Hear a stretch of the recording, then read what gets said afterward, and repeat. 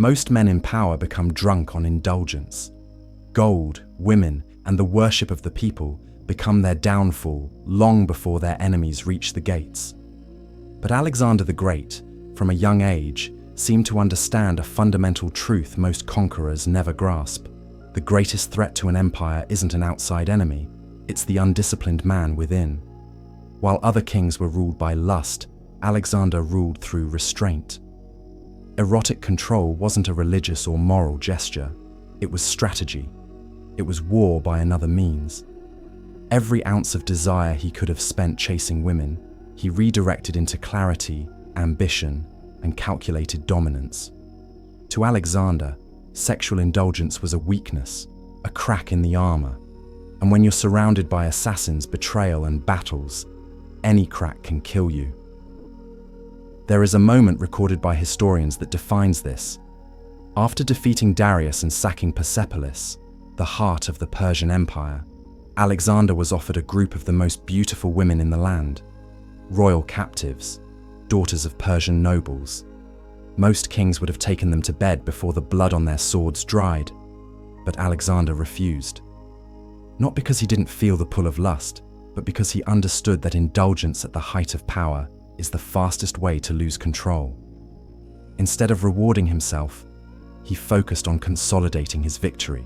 He kept his troops organized, he kept his mind sharp. He did not allow desire to cloud the mission. This wasn't a single event, it was a pattern. Even when he married Roxana, the daughter of a defeated enemy, he delayed the consummation of their union. The act of restraint wasn't hesitation, it was assertion. It was the declaration, I control my world because I control myself. This is where Alexander separates from the archetype of the typical conqueror. He didn't suppress his desires out of shame, he commanded them.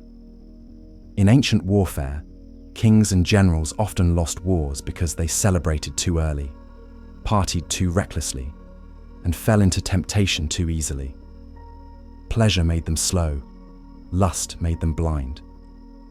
Alexander, by contrast, used erotic energy as fuel. It simmered underneath him like fire beneath iron, refining him into a weapon. He didn't deny that energy, he transmuted it. His charisma, his strategic brilliance, even his ability to inspire loyalty from thousands of men marching into unknown lands. These were all enhanced by the tension he refused to release into empty pleasure. There is power in denial, power in hunger, power in keeping the edge sharp. His soldiers noticed it too. He was their king, yes, but also their example. When they marched for days without sleep, when they bled and starved in foreign lands, they looked to Alexander and saw a man who asked no more of them than he asked of himself. No wine-soaked orgies, no indulgent comforts while others suffered. He walked with discipline, and in doing so, he made his men stronger. They revered him not just because he won, but because he earned his victories through self-mastery. His restraint was not private, it was contagious. And that's the difference between a tyrant and a leader. One demands loyalty, the other inspires it. Think about this. A man who cannot say no to a woman in silk sheets will never have the steel to say no to temptation on the battlefield. The man who is easily seduced is easily defeated. Alexander knew this. Whether it was a beautiful concubine or an offer of alliance wrapped in flattery, he moved with detachment. He weighed everything by one standard. Does this serve the mission? Lust never did. That's why he delayed it. That's why he controlled it. And that's why, before the age of 30, he conquered the known world. So many today confuse freedom with indulgence. But Alexander showed us something older and truer. Freedom belongs to the man who commands himself. Erotic control wasn't a monastic lifestyle for him. It was war preparation. Because every battle starts in the mind, and every victory begins with what you choose to abstain from. Alexander's greatness wasn't built by his sword alone. It was built by what he refused to surrender to. War is not won by strength alone. It is won in the space between impulses. the moment when a man resists the temptation to act rashly, when he chooses principle over pleasure. In that sense, erotic discipline is not a footnote in history, it is a weapon. And Alexander the Great wielded that weapon with deadly precision. On the battlefield, his brilliance was obvious, but beneath the tactics and cavalry maneuvers was something more powerful: his ability to maintain focus while surrounded by the distractions that unraveled lesser men. Alexander understood that lust was not just a personal vice, it was a strategic vulnerability. It dulled the senses, fractured the will, and exposed even the most decorated warriors to failure. In contrast, erotic control became his secret shield, his edge, his hidden armor. Consider the Battle of Gaugamela. It was not just a clash of armies, it was a psychological war. Alexander, outnumbered more than 5-1 by Darius III's Persian forces, could have easily panicked, sought comfort, or drowned himself in sensual indulgence the night before battle. Instead, he orchestrated one of the most brilliant military maneuvers in history. He led a wedge formation straight into the center of Darius's massive line, causing the Persian king to flee in terror. But what's often forgotten is why Alexander was capable of such clear thinking under immense pressure. His life was not dominated by chaos, despite constantly living in it. His internal order, his restraint, his ability to master himself, allowed him to outmaneuver men who were slaves to their appetites. There is a pattern here, and it stretches across history. Great men fall when they allow seduction to cloud their vision. Look at Julius Caesar, powerful, revered, brilliant. Yet his entanglement with Cleopatra, a seductive queen who knew the power of Eros, eventually drew him into dangerous political entrapments. Look at Napoleon, whose obsession with Josephine made him emotionally volatile at times when clarity was needed. Alexander avoided these traps, not because he lacked desire, but because he understood when and how to withhold it. He knew that the fire of lust, if not controlled, could burn down even the greatest empires. And so he used it differently. He kept it smoldering under the surface, fuel, not flame. Philosophers like Aristotle, who tutored Alexander in his youth, planted these seeds early. He taught the young king that virtue was not just about morality, it was about excellence. And excellence, in the classical sense, demanded moderation and self-governance. A man who could not govern his body had no business governing a nation. Alexander took that lesson seriously. To him, erotic self-restraint was not weakness, it was refinement. Like a blade tempered in fire, his control over his desires made him sharper than those who indulged recklessly. This wasn't celibacy, it was calculation. A warrior doesn't throw away his weapons for pleasure. He keeps them clean, sharpened, and ready. That's how Alexander treated his sexual energy. He knew it was powerful, and that's why he guarded it with discipline. What does this teach us? That restraint, especially in the face of temptation, is not a denial of life, but a declaration of dominance over it. Alexander wasn't some cold machine void of desire. He simply understood that to win wars, real wars, legacy wars, you had to be immune to the common diseases of power: lust, arrogance, emotional intoxication. His enemies couldn't understand him because they couldn't control themselves. That was his advantage. That was his edge. Erotic control, then, becomes a form of psychological warfare, not just against others, but against the seductions that erode your mission. Every time a man says no to impulse, he says yes to destiny. Every time he resists easy pleasure, he reclaims his strength. Alexander waged war not just on the Persian Empire, but on the internal enemies that had conquered countless kings before him. And that's why he won.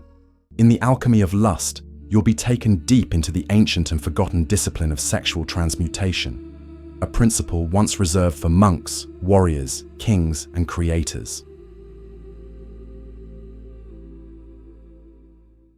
The wars have changed, but the weakness is the same. In Alexander's time, lust destroyed kings. Today, It destroys men before they ever become kings. Pornography, cheap validation, instant access to pleasure. These are the modern battlegrounds.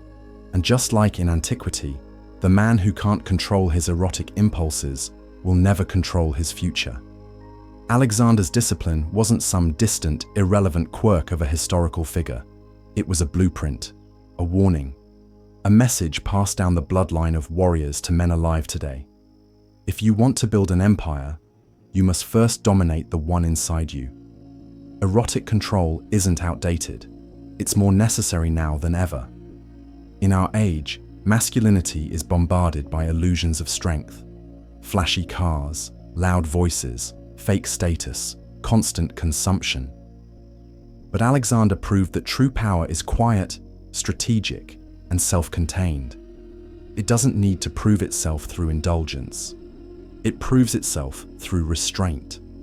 And the most primal restraint a man can master is sexual. Because that's where most men fall. That's where even the powerful lose their edge. Lust is the most ancient form of sabotage and the most seductive. But Alexander didn't fall for it. He used it. He took the raw fire of erotic energy and forged it into war plans, leadership, and legend. That energy, when denied the lazy route of physical release, became fuel for conquest. This aligns with what thinkers like Napoleon Hill discovered centuries later. In Think and Grow Rich, Hill describes the concept of sexual transmutation, the process of redirecting sexual energy into ambition, creativity, wealth, and influence. What Hill wrote in theory, Alexander lived in reality. While the world celebrated indulgence, he built something eternal. He didn't fight for pleasure, he fought for greatness. That mindset is what separates a man who reacts from a man who rules. It's the difference between those who chase comfort and those who leave a legacy. You may not be leading armies through Persia, but your war is just as real. You are battling distractions, lust, emotional reactivity, and spiritual decay. And every time you submit to desire, you weaken your campaign. Every time you delay gratification, you strengthen it. Erotic discipline is not about suppression. It's about transformation. It's turning lust into legacy, desire into dominance, pleasure into purpose. The truth is, Alexander didn't abstain because he didn't want pleasure. He abstained because he knew pleasure. He understood its trap. He tasted its pull. And he saw how it turned gods into beggars and warriors into slaves. He chose a different path, the path of command. He put purpose above impulse, empire above ecstasy, mission above momentary satisfaction. That is what made him legendary. Not just the battles, not just the victories, but the discipline beneath the glory. So the question becomes, what are you building? Are you chasing comfort, or are you chasing conquest? Are you ruled by the same impulses that destroy common men, or have you chosen to become uncommon? Erotic control isn't about being perfect. It's about being powerful, about rising above the average, about choosing purpose when the world begs you to settle for pleasure. Alexander the Great didn't just conquer land, he conquered lust. And because of that, the world still whispers his name in awe. If you want to be remembered, if you want to build something worth passing down, start where he started, with yourself, your body, your mind, your desires. Master them, or they will master you. The world remembers Sparta for its warriors, but it was their philosophy, not just their swords, that made them feared. To be Spartan was not merely to fight, it was to master oneself. From birth, a Spartan male was molded for war, stripped of softness and purified of excess. Pleasure was the enemy. From age 7, boys were ripped from their mothers and thrust into the agog, a brutal state-run training system designed to sever emotional indulgence and replace it with pain-hardened loyalty. They were starved to teach resourcefulness, beaten to build resilience, mocked to craft wit under pressure. But beneath the visible scars was a deeper war, against lust, against the craving for comfort. For the Spartans, the greatest threat to a man's strength was not the Persian spear or the Athenian intellect, it was his own unchecked appetite. The moment a man began to seek pleasure for its own sake, he became vulnerable. And vulnerability was a doorway to defeat. Leonidas, the king of Sparta, was not born to rule. He ascended the throne only because his older brothers had died. He was not chosen for luxury or legacy, but for his commitment to the Spartan ideal: simplicity, sacrifice, and silence. He didn't wear a crown of gold or sleep in silk. He trained, ate, and slept like his men. In a world where kings were worshipped, Leonidas lived as a soldier with responsibilities, not privileges. He knew what indulgence did to rulers. It made them forget the cold, forget the taste of iron, forget the weight of responsibility. And so he stayed sharp, not just in weapon, but in mind. To Leonidas, lust was a weapon that turned inward when left unguarded. A man who craved women, wine, or ease became distracted, and distraction in battle meant death. So he lived not for indulgence, but for impact. Even in marriage, restraint ruled. Spartan husbands were often forbidden to see their wives during the day. They would sneak away at night for brief moments of intimacy, only to return to barracks before dawn. The aim was not cruelty, it was control. To keep longing alive, to keep passion disciplined. A Spartan did not belong to himself. He belonged to the state, to his brothers in arms, and to his code. Everything that softened the soul was treated as sedition. Leonidas understood this more deeply than any man. As king, he could have drowned in comfort. He could have filled his halls with concubines and bent the rules to his will. But he didn't. He chose to remain hard, hungry, and alert. Because he knew something men today have forgotten. A man's true power is not in what he takes, but in what he can walk away from. This is what separates the heroic from the hedonistic. Leonidas didn't simply lead 300 men into battle at Thermopylae. He led them in a deeper rebellion against the seductive pull of the flesh. He didn't just die for Sparta. He died untouched by the rot of indulgence. His life was a statement. That erotic desire, when left unmastered, enslaves the soul. But when transmuted, when denied and repurposed, it becomes a fire that sharpens resolve. Leonidas didn't conquer lands. He conquered himself, and that made him more dangerous than any man chasing lust. In a world ruled by kings who begged for pleasure, he was a king who refused it. And for that, he was feared. And for that, he was free. Thus remember, we are Indecepta. Becoming Indecepta is the code they never wanted you to learn. A psychological war map for men, forbidden teachings fused with modern strategy for influence, dominance, and self-mastery. If you want peace, prepare for war. Welcome to the Indecepta archive, where the undeceived rise. No ads, no distractions, just pure, uninterrupted power. As a crusader of the archive, you gain infinite access to every video, every truth, every strategy, without censorship, delay, or interruption. New drops daily, delivered to you before the world sees them. Raw, unfiltered, elite. Indeceptions.com